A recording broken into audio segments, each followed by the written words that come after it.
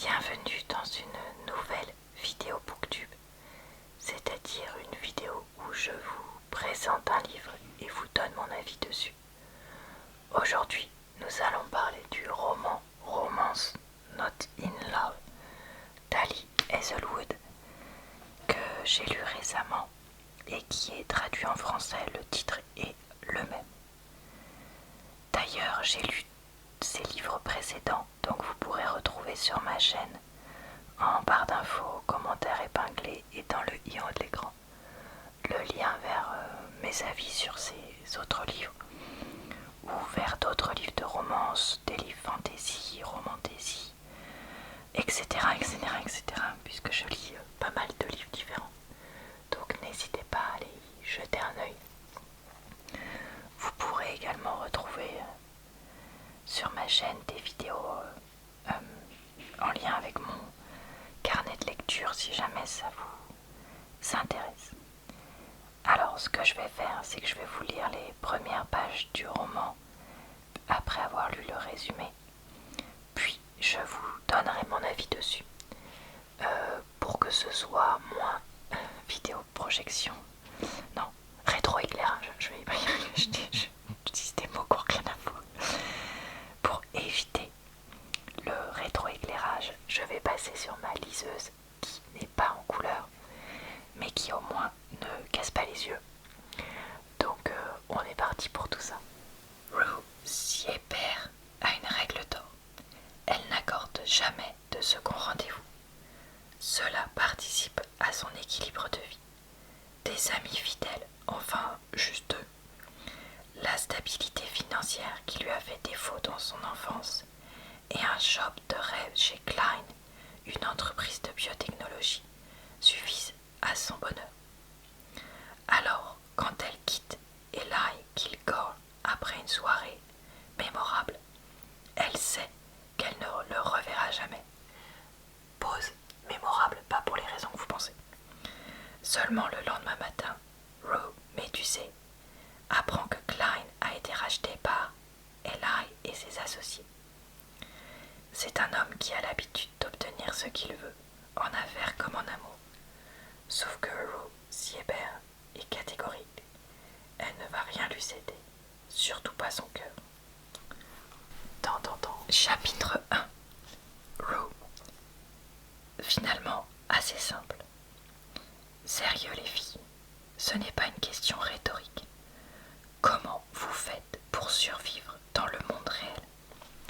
Que n'ayota toute de notre capacité à mener une existence productive était d'autant plus vexant qu'elle était la petite sœur, de ma meilleure amie, celle-là même à qui nous interdisions l'entrée de notre cabane dans les arbres, celle-là même qui mangeait ses crottes de nez devant tout le monde au réveillon de Noël 2009, celle-là même que nous avions prise en flag à galocher une clémentine dans l'armoire à linge.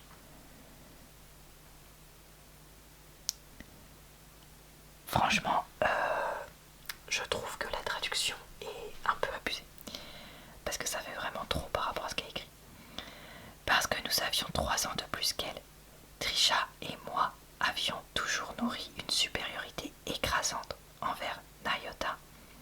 Or, après de brillantes études de droit, elle était devenue avocate d'affaires spécialisée dans les faillites. À 24 ans, elle facturait l'heure de la consultation plus chère que ma prime d'assurance voiture, pourtant exorbitante. Le pire, c'est que je la suivais sur Instagram, où je voyais bien qu'elle soulevait plus que son poids en développé couché, qu'elle était canon en monokini, et qu'elle faisait régulièrement de délicieuses focaccia maison à l'oignon et au romarin. Évidemment, l'éblouissante Nyota ne me suivait pas en retour. Tu nous connais, répondis-je, en optant pour l'honnêteté au détriment de la fierté. Notre existence ne tient qu'à un fil. Enfermés dans mon bureau, pas plus grand qu'un placard, chez Klein, Trisha et moi n'avions eu d'autre recours que de l'appeler en FaceTime qu'il n'avait jamais enregistré nos numéros dans ses contacts. La dignité était le cadet de nos soucis. Tu peux répondre à notre question, s'il te plaît, s'impatienta Tisha. Si la situation était humiliante pour moi, elle l'était encore plus pour Tisha, la grande sœur de Nayota. Sérieux, vous me dérangez au boulot pour me demander ce qu'est une cession de créance. Vous ne pouviez pas regarder sur Google. On a regardé, dis-je en omettant de préciser que nous avions ajouté pour les nuls. En gros, on a compris, je pense. Nickel alors, du coup je vous laisse. On se voit pour Thanksgiving. Nous n'étions quand même. Ah, attends, vu les réactions de nos collègues, on n'est pas sûr d'avoir saisi tout ce qu'implique cette cession de créance. Il en fallait beaucoup pour me choquer, et je ne m'étais pas ouvertement affolée en voyant la responsable RH consulter ouvertement monster.com à son bureau assis debout. Je n'avais pas fait cas non plus des chimistes qui ne s'étaient pas excusés en me bousculant dans le couloir, ni du regard absent de Matt, mon cher chef d'ordinaire tyrannique, le jour où je lui avais réclamé 3 heures supplémentaires pour terminer un rapport qu'il me réclamait en trépignant. Jusqu'au jour où une technicienne de labo avait fondu en larmes en me voyant vider ma bouteille d'eau dans une plante. Vous devriez emporter cette pauvre fougère chez vous, docteur Siebert, avait-elle sangloté.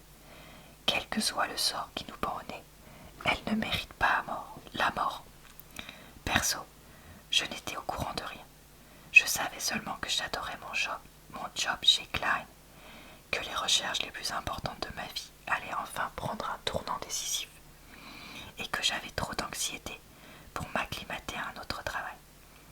Les événements du jour n'auguraient rien de bon.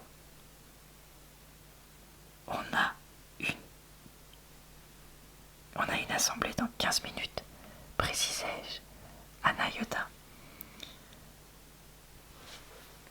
Avant d'y aller, on aimerait avoir une idée plus précise de ce qui. Nai, ne fais pas ta mauvaise tête. Explique-nous comme à des mômes de 5 ans, ordonna Tisha.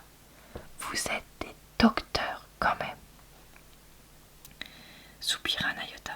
Dans sa bouche, ce n'était pas un compliment. Voilà, je m'arrête là pour ma lecture. Passons à mon avis. Alors, j'avais pas mal entendu parler de ce livre puisque Ali Hazelwood est très connue.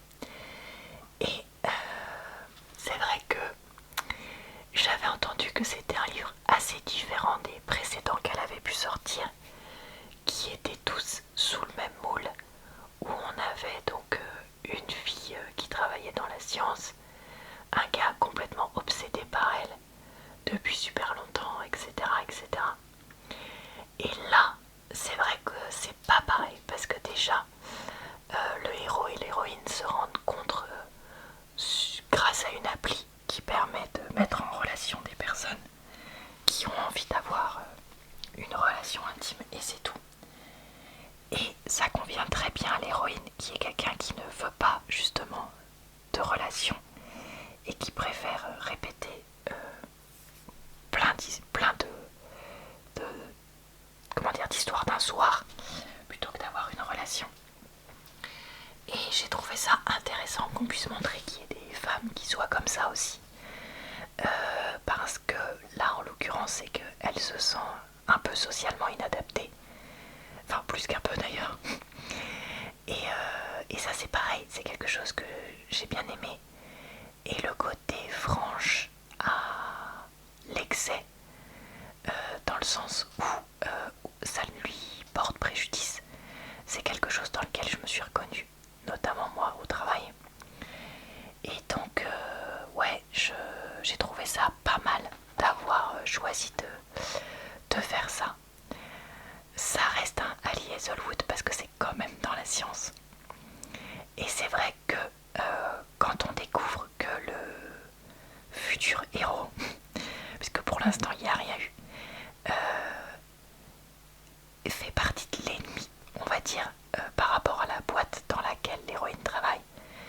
je me suis dit, ah bah voilà, ça va être intéressant.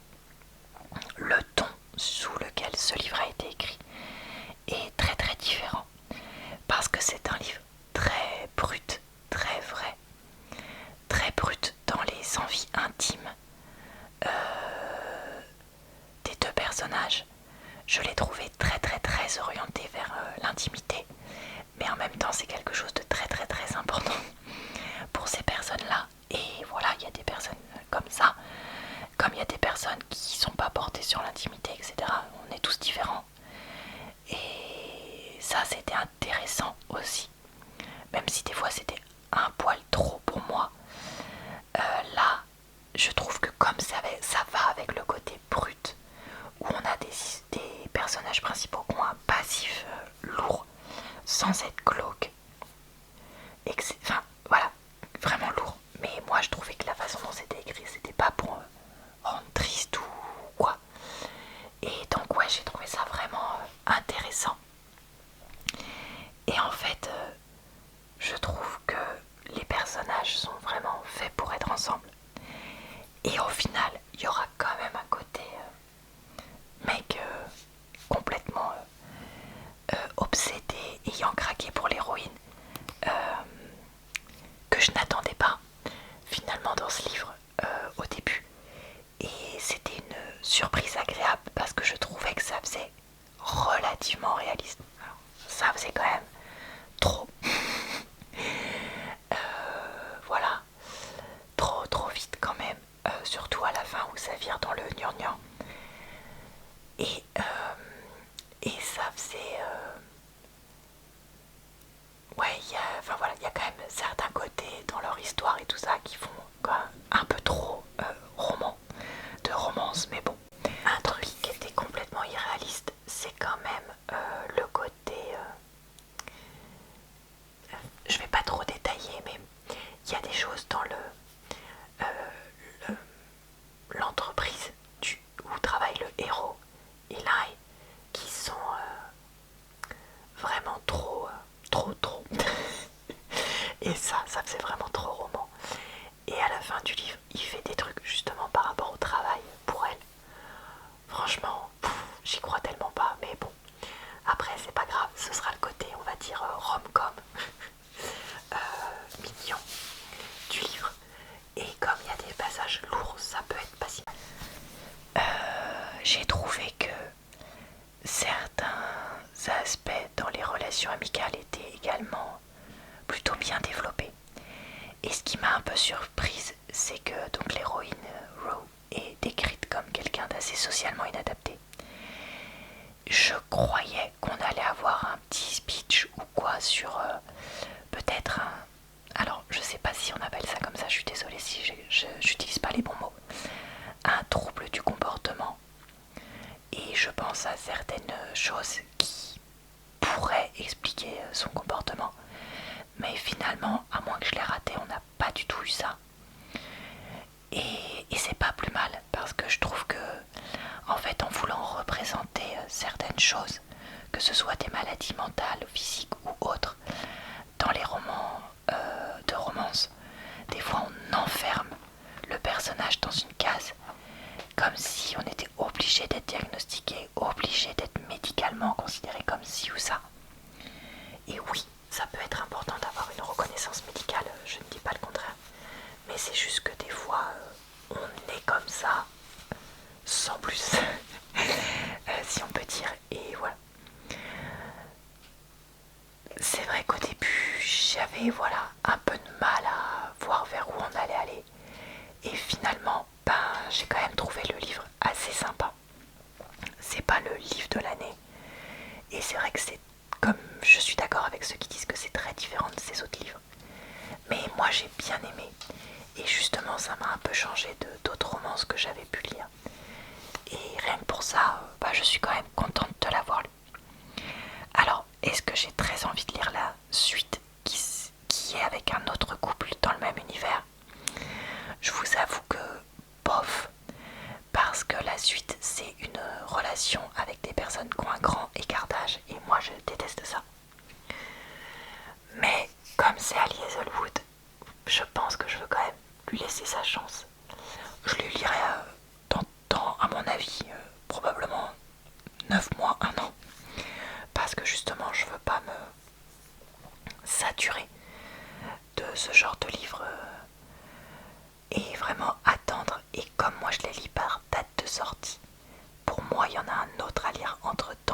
celui avec le loup-garou. Mais bon, bref, on en reparlera. Donc voilà, je recommande, si vous cherchez un livre différent, si vous aimez les livres assez vrais, pour une romance. Voilà. Et bah écoutez, j'espère que cette vidéo vous a plu, relaxé, diverti. Je vous retrouve très vite pour de nouvelles vidéos sur ma chaîne, que ce soit de livres ou pas. Je vous retrouve également sur ma chaîne secondaire et mon compte TikTok, donc n'hésitez pas à aller y faire un tour. Je vous souhaite une bonne soirée, une bonne nuit ou une bonne journée. Et je vous dis à très bientôt dans une prochaine